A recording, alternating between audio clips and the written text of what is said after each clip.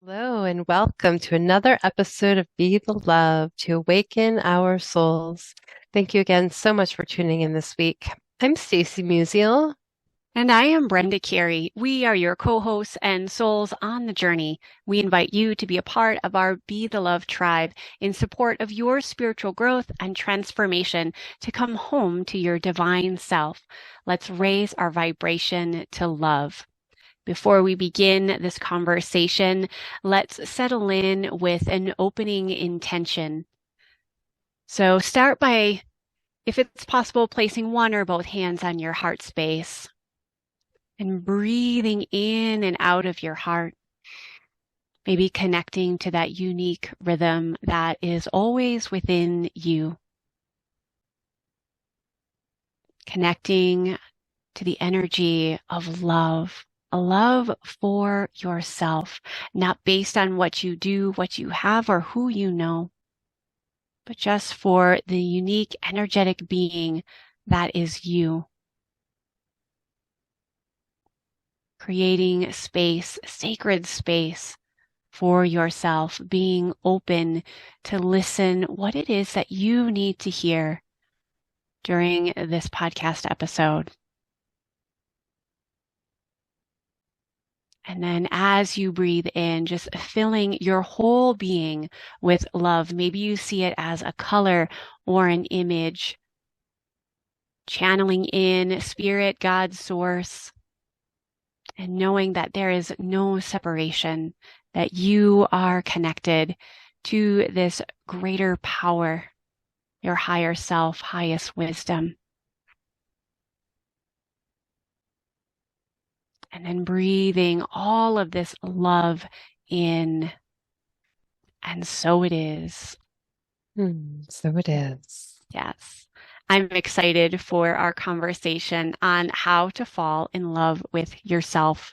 I think this is such a key conversation in this week of Valentine's Day when we are bombarded with Hallmark cards and red heart balloons and flowers. And I'm not saying that there's anything wrong with those things. Those can be great symbols of love, but we really want to dive into what does self-love look like on a daily basis? How do you honor the spiritual being having a human experience that you are?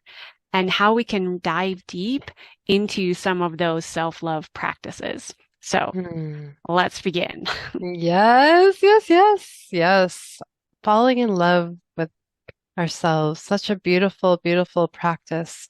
In our culture, I think there's been such a stigma around what it means to fall in love with yourself, right? Because we've been taught to give outside of ourselves so much, and when we're focused on other people, we can't focus on ourselves, right? And we don't, and so we have to shift that around.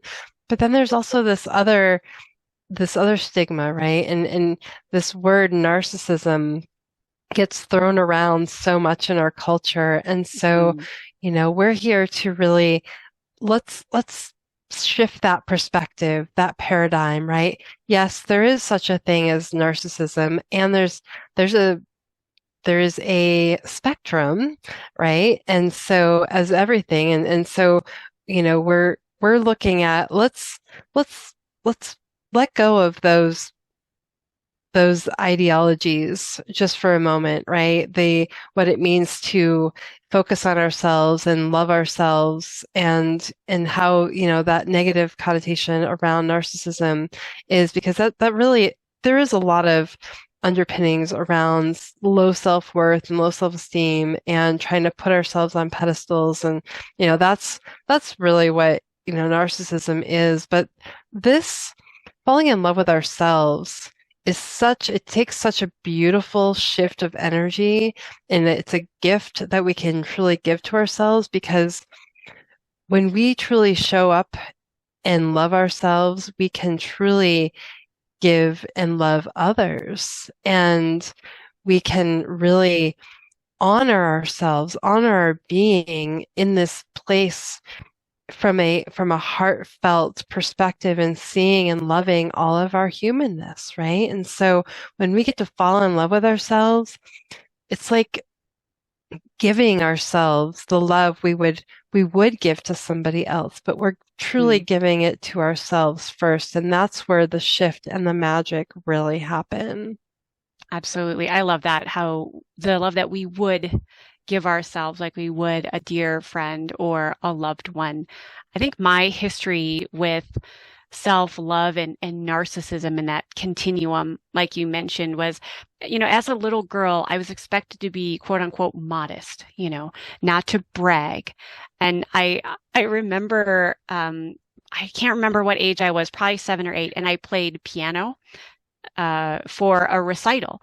And I played it really well. I worked really hard on it. I loved I still love music, but loved that I played it for an audience. And so I went up to my grandma and I was just beaming, from this experience of like, I felt the love of the music. I felt loved for putting so much, heart into how I played. And no disrespect to my grandma at the time, but these words still stick in my head. As she's like, "Well, you don't want to be too big for your britches." That was her like exact words, and that stuck with me. And I felt like, oh, I have to minimize myself. I need to make myself small, even though what I had given as a gift to the world, like playing music, which I love to do, uh, wasn't something that I could be proud of and that I could love myself for doing something I genuinely enjoyed. So I've had to really work through that. I've had to work through to say, you know what, I can be too big for my britches and I can show self-love to myself and take pride in the things that I genuinely enjoy. So that's kind of my my story with working into self-love as I'm gracefully aging. Hmm. That's such a beautiful story because it's also a testament of how many of those stories really stick with us, Right? right? And and it might not have been just like one moment, but like, how many of those words, yeah, will stick with us because then it sounds like it's really still very prevalent for you and it's present, right? But then there's also those little moments that happen that might not have a big word or a, present those words, but they have happened over a course of your lifetime. And maybe it might be, your parents were too busy for you or Mhm. couldn't sit down and give you the space and the time. And, and I, of course, we say this in the most love and everything because our families do the best they can, right, with what Oh, they have, and absolutely. they're able to, provide us in other experiences. And so nothing is all good or bad. And so when we talk about like family, it's really recognizing patterns that have happened because, generational patterns, and so Absolutely. they may not have had, these things. And so we're talking about like shifting patterns here. And, because I see, my own family, right? My parents were young. They were 19 years old when they had me, and they didn't have the emotional maturity of, raising a child, being able to give me like time and space. And so that's the piece that I've been really continuing to work on is allowing myself to giving myself time and space and know that it's okay. And that is how I show up and give myself love. And I've had to switch that, like, no, I'm honoring myself today by giving myself time to think, time to be, time to Mm, just feel, and the space to do that. Like, I'm not rushing for anybody.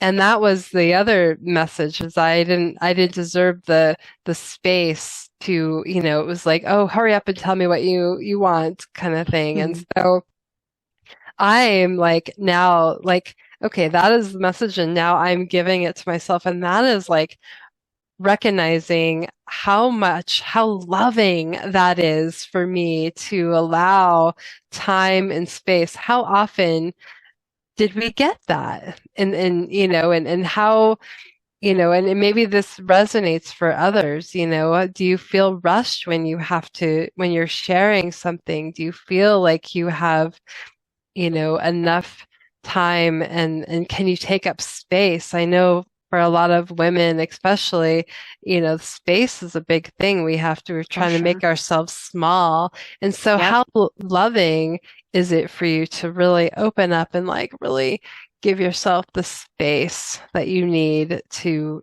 just be? I love that. Yeah, absolutely. Generational healing for sure.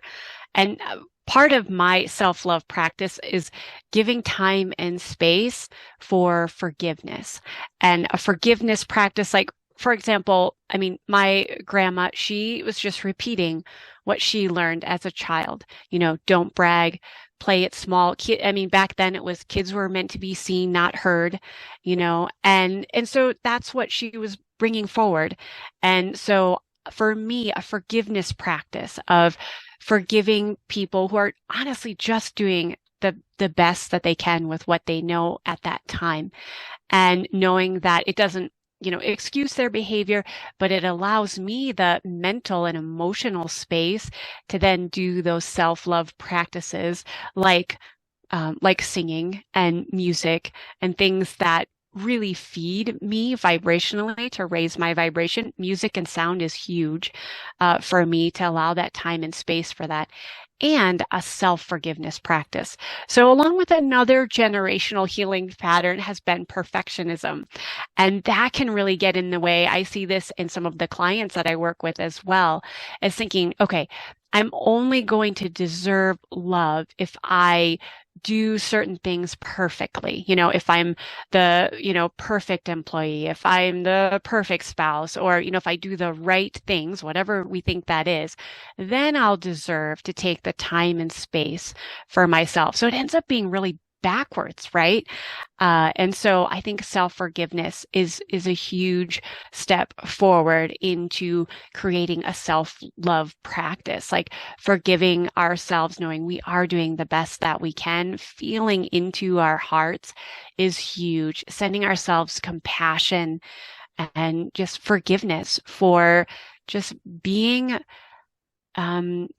humans that are learning every single day and surrendering to this greater possibility of what does loving myself look like today. And that's something I'm really excited about during this week of Valentine's Day. Like, where is the internal validation that we already have within us? We don't need to seek something outside of ourselves to love on ourselves, but to just identify what brings me so much love and joy and fills me up. So then from that full cup, if I choose to, I can shower love on others. Hmm. Absolutely. And it's feeling into our hearts, right? So yeah, Hmm. like you said, it's just like connecting with that heart energy, and if you have a hard time feeling into that love and what that love is, think about a time, maybe that you felt love for somebody, or maybe it was a pet, right? So you can tap into that energy because that energy will grow. And so, turning that inward and really feeling into that, and you know the recognizing, yes, to be vulnerable and to have these experiences that aren't perfect, because perfectionism was, that was a theme for me, and can still show up. um and but perfectionism also keeps us from really feeling, some of those deep pains because we're trying to avoid.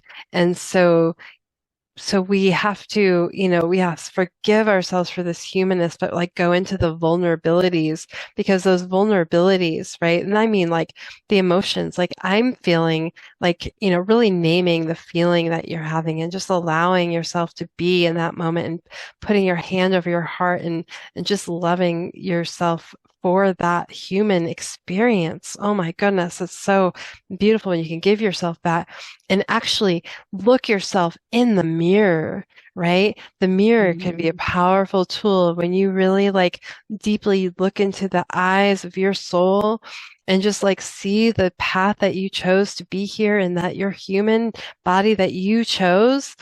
And that's, I believe we all choose to be here. And like, this is the moment that is so empowering, right? That when you realize and you see and you look at yourself and you say, thank you, I love you. And really connecting to that part of you, it is so powerful. And so you can allow yourself to just gaze into your own eyes as you are the mirror for others, right? So you're literally looking at in through a mirror and what you're seeing within is how you're seeing others. And so we're all just a reflection of each other. And so allowing yourself to feel deeply, feel that connection to yourself, open up that space to be seen in that mirror. And you can say, look at yourself and say, I see you. How deeply have you really felt seen by yourself? And really connecting with what it feels like to be seen in that moment is such a beautiful gift that we can say, I love you. And then you put your hand over your heart and just continue just to be in that space and allow yourself to feel and fall more deeply, deeply in love with yourself, giving yourself a hug, giving yourself just allow the touches that you really like see, because that will also build up the oxytocin that we have. And the oxytocin is that chemical that helps you, that connects you to that feeling of love and just being in that space with yourself in that moment and just allowing yourself to just to breathe that in and just be with that. Yeah, as you're speaking, like my heart is just like I can sense like my heart is just opening wide. And that's one of the things I do. Like when I want to take up space, I literally just outstretch my arms and feel that energy as I'm breathing in and out of my heart, like extend out my fingertips. I'll take a wider stance just as a remembrance of like, I deserve to be here. I love myself into the being that I am. And we have like a physical, tangible experience. It's not all in our heads. I loved how you mentioned, the oxytocin. Yes, it's actually science that we are, as we're bringing in the physical posture, as we're breathing more deeply and acknowledging whether it's in a mirror. I actually like to go outside and just like take up all the space, look at the horizon and all the natural world around me, and remember I am connected to the love that I see outside, all the trees, all the birds, all the wildlife, like everything that is outside me that is created in love is also within myself. So my encouragement to our listeners is really take the time, take the space, do the things that you genuinely enjoy to feel that beingness, to raise your vibration. It's completely possible, but we need to make it intentional. I think, again, as we shift into this Valentine's Day season, we think the outside thing is going to fill the inside void. And I would say it's the reverse, like fill the inside with so much love, whether you need to start by feeling it for another person or a pet, but allow that to infuse within you. Maybe bring in gratitude, bring in forgiveness of self or another person. Do those practices that allow you to be open to self-love. Yes, yes, yes.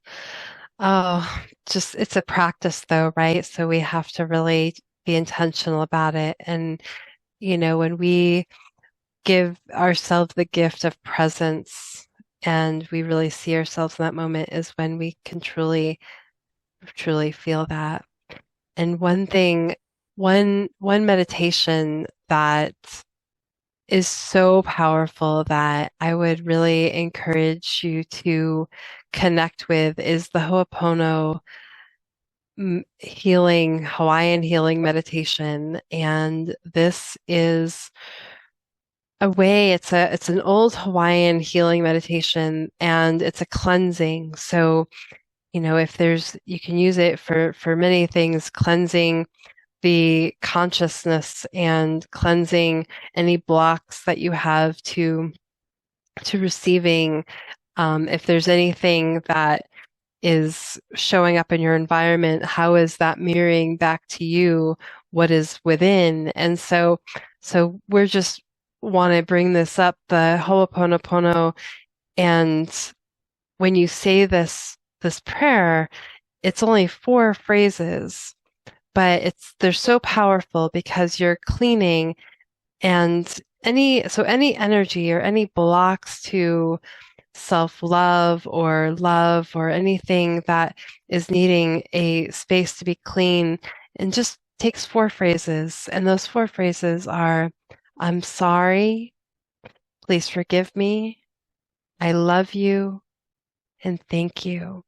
And you can repeat these phrases, and you're essentially saying, I'm sorry for anything I have done to create this in my experience, consciously or unconsciously, to the known or unknown. Please forgive me, for I have not been conscious. And I love you and thank you, because I love you and thank you are the highest vibrational words that we can truly speak. That gratitude will magnify that. So if you just sit in a moment, holding your hand over your heart, and just feel the vibration of these words as I speak them. I'm sorry. Please forgive me. I love you. Thank you. I'm sorry. Please forgive me. I love you. Thank you. I'm sorry. Please forgive me. I love you. And thank you. And just connecting with those words, allowing yourself to just be in the vibration. Continue to speak those words as you're tuned in to your own, any feelings that are coming up or anything that needs clearing or cleansing, and just standing in that truth and standing in those words and just feeling that. So thank you. And as we are also, we're wanting to just send love. And so we, as a global community, there's a lot of things that are happening in our world, and that things are shifting, and just want to send love to the situation in Gaza and Israel, and may love help see them through, and healing for all the families and people that are impacted and affected, and just seeing them in the most divine, loving light and the healing energy, as we are